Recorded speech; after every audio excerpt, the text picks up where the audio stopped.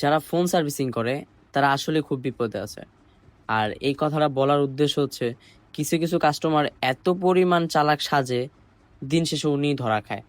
তো এই ভাইটা আমারে একটা ফোন নিয়ে এসেছে স্যামসাং এর। দেন উনি বলতেছে যে ভাই আমার ব্যাটারি কানেক্টরটা খুলে গেছে। তো ওনার ব্যাটারি কানেক্টর উঠে গেছে এটা আমাকে বলে নাই, মানে ছিঁড়ে গেছে এটা আমাকে বলে নাই, বলছে যে ব্যাটারি কানেক্টর খুলে গেছে।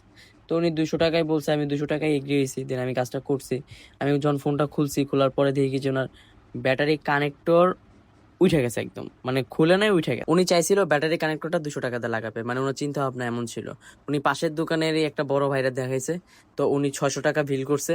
দেন যখন আমি ওনাকে আগে বলছিলাম যে ভাই 200 টাকা লাগবে, তারপর উনি ফোনটা আমাকে এনে দিছে। তারপর যখন আমি খুলে এই অবস্থা দেখছি, তারপর তো আমি ওনাকে ছাড়ি নাই, কারণ উনি তো আমার সাথে মানে একটা ঝামেলা কইরা কাজ করা নিতে চাইছিল। তারপরে আমি ওনাকে নতুন ব্যাটারি অফার করলাম। দেন উনি এগ্রি হয়েছে, তারপর আমি ওনাকে ব্যাটারি লাগাই দিলাম। এরকম কিছু কাস্টমার আছে সব জায়গাতেই, বাট সবচেয়ে বেশি এরকম কাস্টমার দেখা যায় ফোন রিপেয়ারিং এতেই। তো এমন কাস্টমার কার কার সাথে দৈনিক দেখা হয়, কমেন্ট বক্সে জানাবা। আর আমার সাথে প্রতিদিনই দেখা হয়।